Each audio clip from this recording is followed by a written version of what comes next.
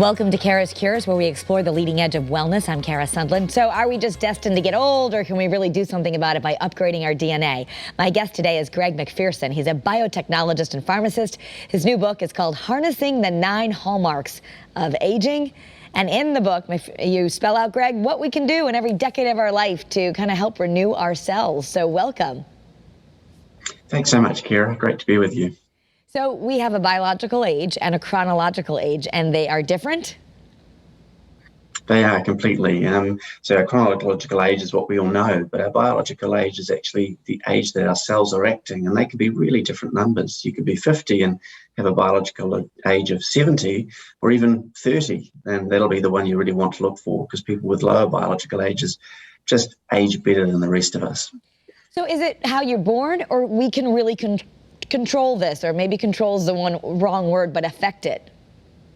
Yeah, absolutely. It's almost like our DNA it's like programmed, if you will. And what's so fantastic about understanding this is we now know that we can reverse this. And you can do it by all the things that we know are really good for our health, like exercise, good diet, good sleep, those sorts of things. But what we're learning now is that you can take certain supplements which top up enzymes in our cells, and that actually slows that aging process down as well.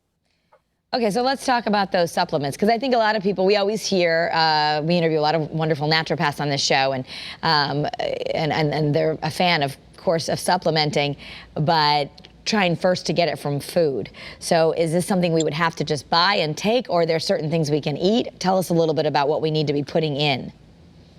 Yeah, these supplements come from food, but unfortunately food doesn't give us quite the level that we need to make a big difference. So the first one I'm a huge fan of is a molecule called hobamine, and it comes from Himalayan Tartary buckwheat. It's something that's been in the diet of the Chinese and Himalayans for centuries, and even millennia. And what it does is it protects our body and our cells in a way which just hasn't been possible before. And this is a reasonably recent discovery.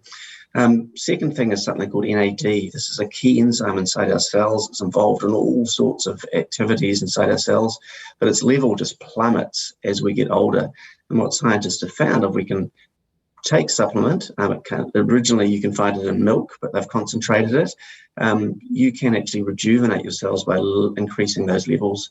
And then the last supplement I really recommend is something called fisetin, and that comes from strawberries.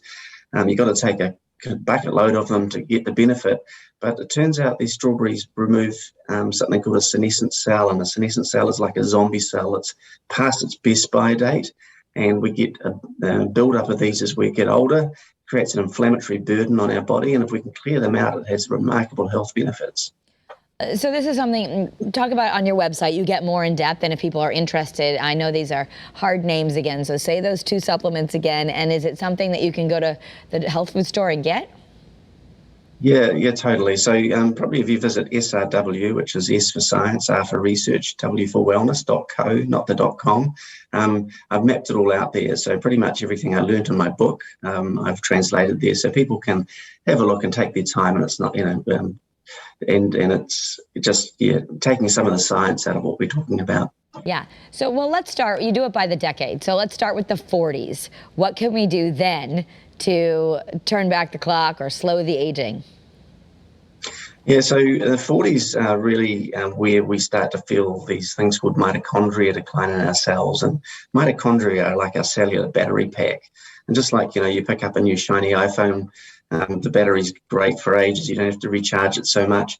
As we get into our 50s, 40s even, that battery starts to decline, and it starts to affect how well our cell can operate. It's almost like having a car running on 2 less cylinders, for example. So if we can spend time focusing on improving that battery, which is by taking a supplement called NMN, by exercising, eating well, those are the sorts of things that will actually keep your mitochondria working well, and the benefits are quite significant. Okay, so 40s, it's about the mitochondria, and then it gets a little different in the 50s? Yeah, we have these little zombie cells, and they're cells, they're like the neighbors you don't want. They kind of sit there and they pump out toxic stuff, and they're noisy and annoying.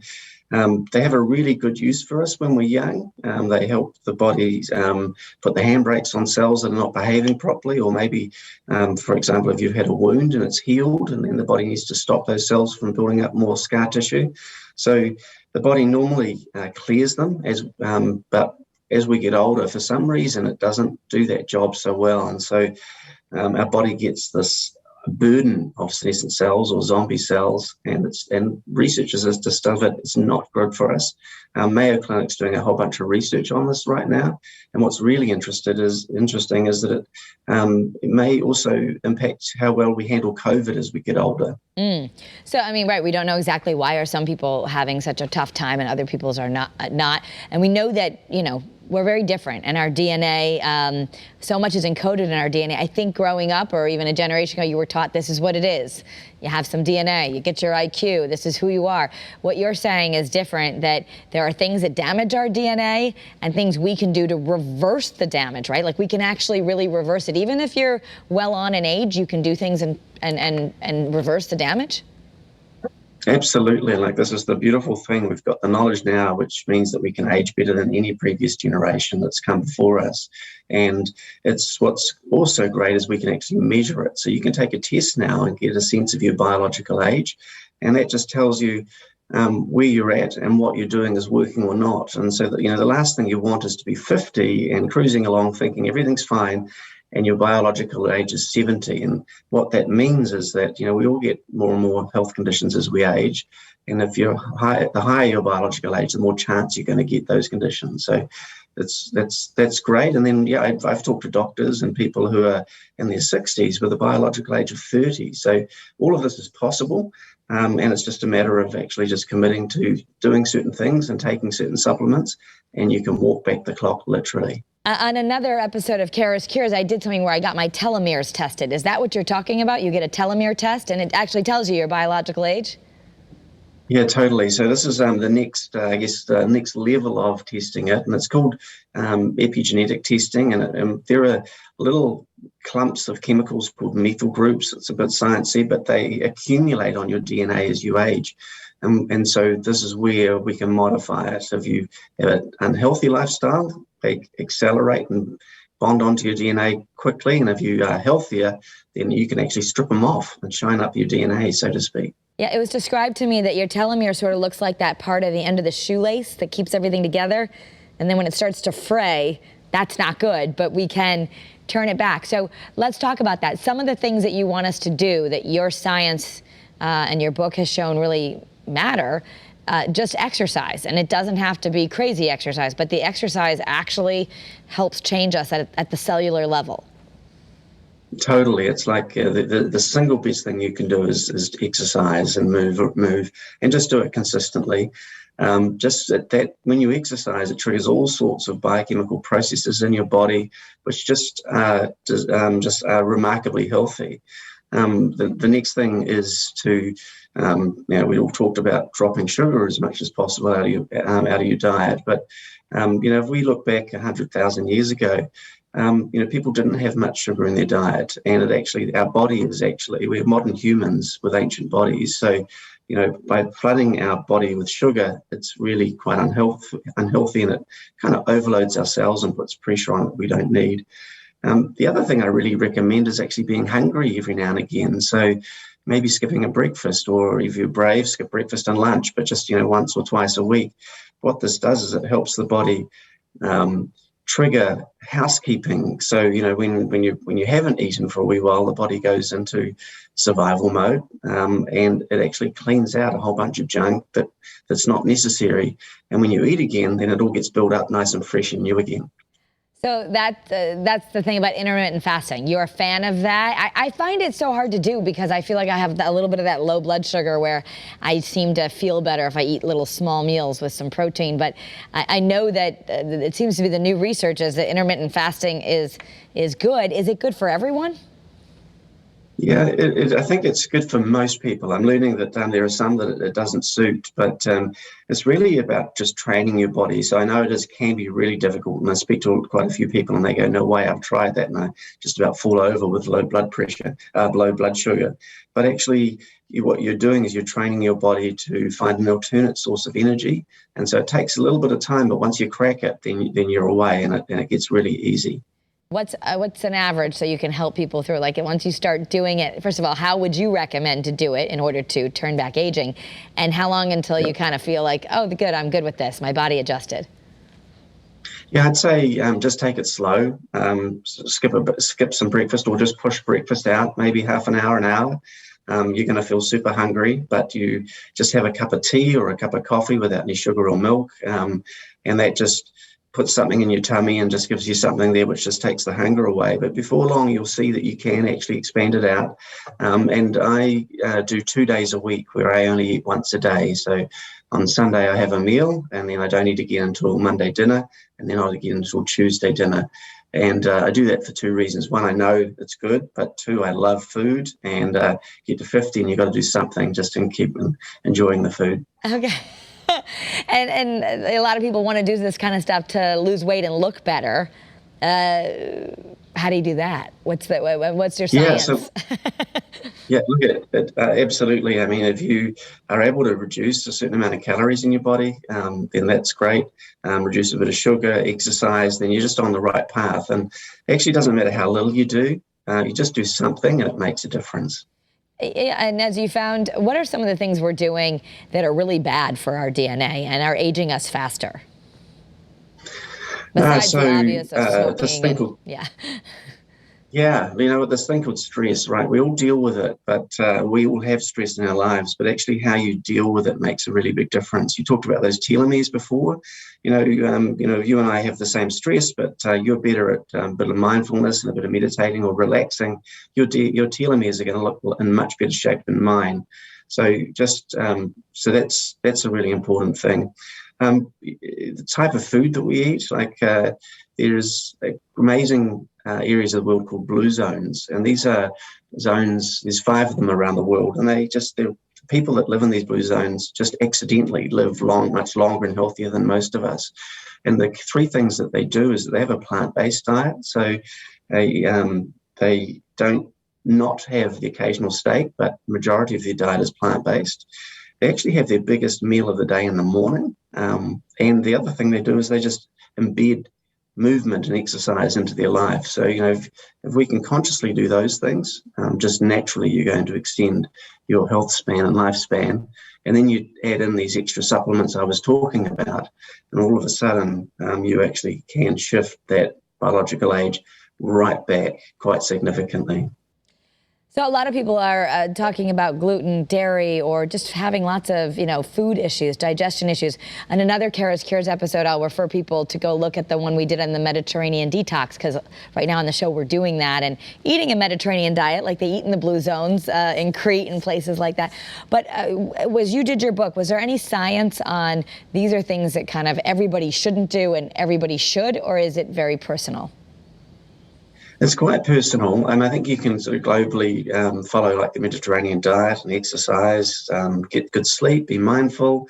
But what I'm learning is there is actually something called Nutrigenomics, which is actually like having a look at your DNA and actually assessing what is actually going to be effective for you. Because some people fasting works really well, but other people that actually can cause problems. So everybody is slightly different, and you can kind of do the just test and try process, or you can actually do some testing which actually starts to link in exactly how your body responds to food and nutrients and supplements. Yeah, there's a lot. Is it a gimmick? A lot of these weight loss plans that are out there right now are incorporating DNA testing, or even in the holistic world, a lot of testing first.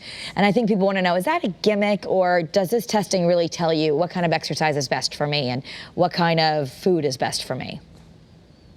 Yeah, I think it's what you can measure, you can manage, and the research is getting very sophisticated now in terms of how they can interpret your DNA. So whereas maybe 5 years ago you asked me that question, I probably would have said perhaps it's a little gimmicky. What I'm learning now is that they have started to really make some decent breakthroughs in their understanding of this sort of technology and how it can help us. So how does sleep actually reverse DNA damage? Maybe that's some good fuel to make us actually go to bed earlier. I know a lot of people have sleep problems too. They can't sleep very well. Sleep is just such a huge issue, and I live with an insomniac, and she struggles so much, and it's an issue because when you are sleep deprived, you are more at risk of bad health outcomes, and so it is something to really try and resolve. It's probably the hardest thing on the planet to resolve, but it's worth really trying to get to the bottom of it. When you don't sleep well, it is essentially just doesn't give your body time to actually stop, pause, and regenerate, and just go into the normal healthy cycles that you should, and that just puts more pressure on your DNA and accelerates the damage that is occurring to it. So it's not something that you should worry about. It's just something that you should slowly and quietly address. And if you can find a way to sleep better, then absolutely that's got to be good for you. Well, I want to encourage everyone, if, I used to be a great sleeper. In the last couple of years, it's been more difficult. You can work with a naturopath. They have some really great ways of, they've got some natural supplements, some good teas, taking a little GABA or a little kava tea can help. But also, if you're up in the middle of the night and you live with an insomniac, I just want to give people some hope if they're thinking, gosh, I'm not sleeping, I don't want to be aging and setting myself up for disease. A lot of advice I've gotten, I wonder if your science backs this up, that if you really can't fall back asleep, doing some meditation and doing some mindfulness will actually give you that rest and that restoration on another level that can still be really useful, even if you can't really fall asleep. Yeah, you bet. I mean, as long as you're resting and you're not sitting there sort of worrying about it, so to speak, then absolutely right. And there's some amazing breathing exercises. There's amazing sleep apps, and these are the things that I'll use to try and get back to sleep. I suffer from a brain that just turns on and away it goes, and I've got to do a little circuit breaker there, and quite often that breathing is my path back to sleep, or if not sleep, just having a restful time. That's as good as it gets. Yeah. Fortunately, there's a lot of apps out there, right? Headspace, Calm, or even just search, sleep meditations on YouTube. So if you're up in the middle of the night, maybe people can try that, and lots of good reasons to get back on there. I know there's so much science in your book. I want to let people know, again, it's hobamine. That's one of the supplements you like. Physitine, and it's harnessing the 9 hallmarks of aging. So tell us, can you get the book everywhere, Greg? Yeah, Kara, visit 9hallmarksofaging.com or go search for it on Amazon.com. We're in both places. Look, it's really a healthy aging guidebook. There's a really important, really interesting paper that was published in a biological journal called the Hallmarks of Aging. And I wrote the book because I looked at that paper and it was so important. I thought, people need to see what this is, and that they can access these insights and understandings on how our cells age right now and get benefit from it. So that was the purpose of the book. Yes, thank you for clarifying that. And it's very empowering for people to know they're not stuck with whatever their grandmother gave them. They're not stuck. So harnessing the 9 hallmarks of aging, you can go to harnessingthe9hallmarksofaging.com, but you can also, as you said, find it on Amazon. Greg, thank you so much for sharing your time with us. Thanks, Kara. Keep up the great work. Thank you. Thanks. You can find this episode, watch it again, maybe with a loved one on the Channel 3 News streaming app, or listen to the Kara's Cures podcast wherever you get your podcasts. Join the wellness conversation by following me on social media at Kara Sundlin, and join the Kara's Cures Facebook group. Always looking to see the next topic you want to hear about. Thanks for watching, everyone.